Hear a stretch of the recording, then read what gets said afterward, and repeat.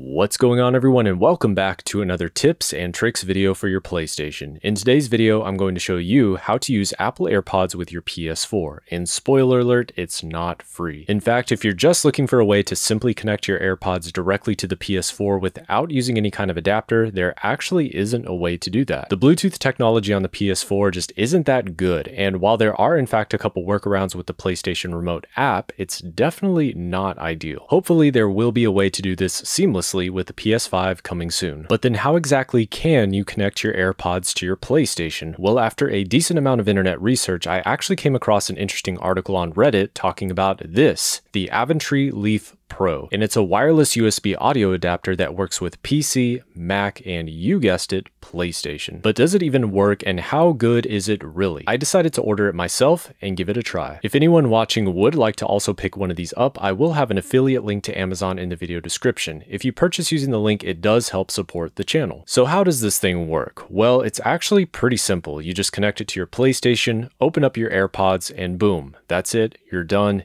It works. Now I can hear all of my PlayStation's audio straight on my AirPods. And if you want to activate voice chat, just double tap the pair button, and now you can even voice chat directly from your AirPods as well. And after giving this a try for myself, I gotta say that the quality of the audio is actually pretty impressive. The sound was very clean and the latency was surprisingly low, and I did not experience any serious audio issues or interruptions, which was very nice. You would actually think that it's a direct native connection to the PlayStation 4 itself because everything sounded really balanced. I didn't notice any audio hiss or noise whatsoever, and the Bluetooth range was also really impressive. And yes, I did get the chance to try it with my Samsung Galaxy Buds, and the experience was also very good. There were, however, a couple things that I didn't like, and the biggest one was volume control. I wish that it could get maybe just a little bit louder. For me, it was actually perfect and not an issue, but everyone's ears are different. I would recommend double tapping the pair button, as the volume does seem to get much louder when the audio chat is active. The other thing was that automatic Bluetooth pairing seemed a little bit slow at times, but it wasn't consistent. At the very most, it would take like 10 seconds or so to pair the device. But if you run into any issues, you can also just hold down the pair button and you can pair manually. You also need to disconnect from your phone or your current device if you're trying to pair automatically. But overall, I would say that for $35, there's actually a lot of value here. It's definitely cheaper than buying a whole separate wireless headset for your PlayStation, and the quality is actually very impressive for the price. I actually see myself using this thing a lot more in the future, so just for that, I'm giving it 2 thumbs up. Hopefully you guys enjoyed this video and found it useful or at least interesting, and if you did, make sure to leave a like rating on the video, comment below to let me know what you think, and as always, do not forget to subscribe and ring the bell for post notifications.